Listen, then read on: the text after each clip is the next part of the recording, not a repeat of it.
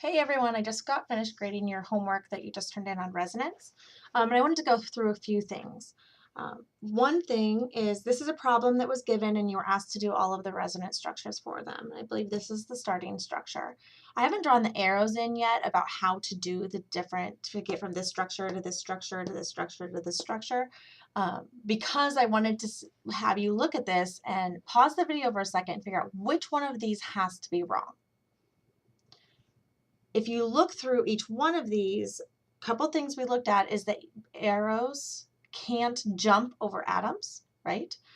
They have to connect one atom to another.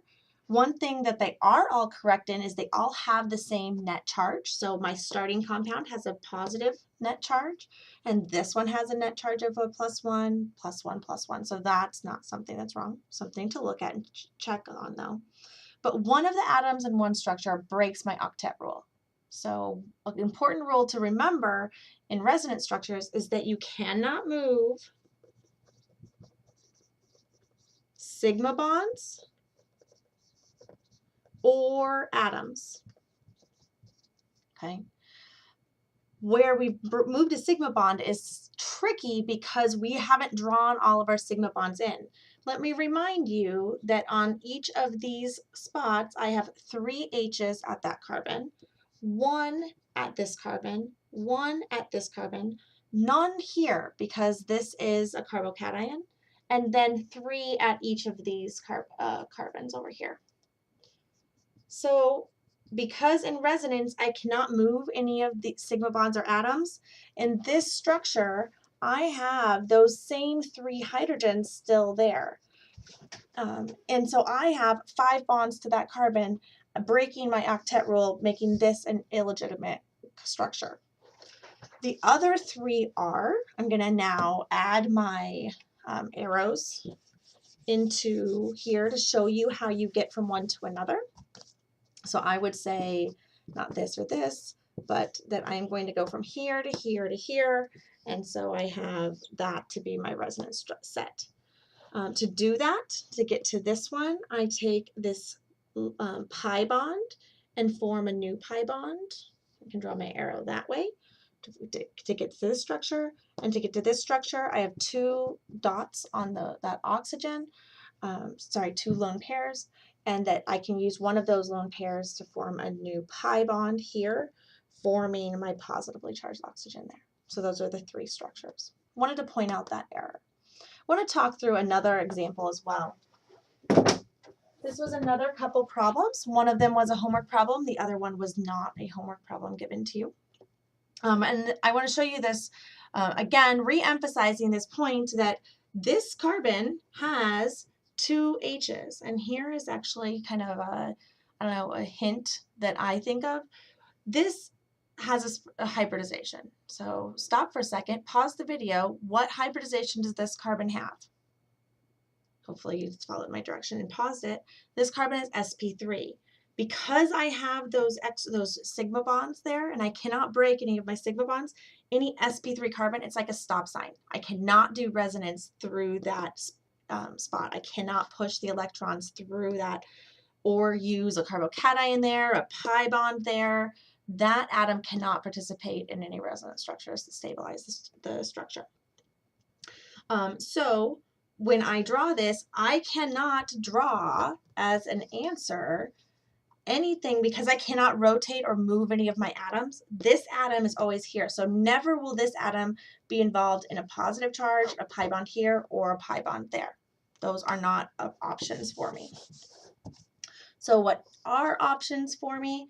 Well, I can have my pi bond here. There's actually 2 resonance structures I can draw for this starting material. I can move this pi bond over here, which gives me, I've moved a pi bond to this location, putting the pi bond here, and another pi bond, keeping this one here. I haven't changed that spot, which allows the carbocation to go into this spot.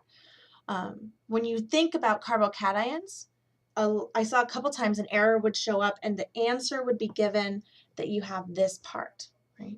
It's important to remember that this arrow is the movement of electrons, and electrons are negatively charged. So I'm moving negatively charged species towards that plus charge, meaning that this location is neutral, But because I am taking carbons away from this, or sorry, electrons away from this carbon that I've labeled with a dot here, I'm moving electrons away from that. If it started out neutral, that is going to end up positive. Okay, so that's where my carbocation is going to end up. I have one more carbocation that I can draw, resonance structure of this compound. Again, my pi bond can turn into another pi bond here. I haven't changed that one. I've moved electron towards my carbocation, forming a pi bond there. That means this carbon that's down at the bottom, I have a carbocation at. Okay, that is my resonance set for that piece. None of my structures can touch this carbon again because it has an sp3. I cannot move any atoms or sigma bonds, and even if those sigma bonds are not drawn in a line structure, they are still there. I also wanted to show you the carbanion version of this. It looks similar, but the arrows are a bit different. Because my arrows move electrons, I can't just say, all right, I move those electrons the same way as I did up here.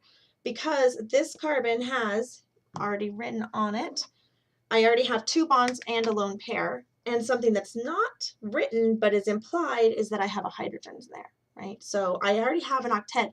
I can't move electrons towards that carbon because I would break my octet.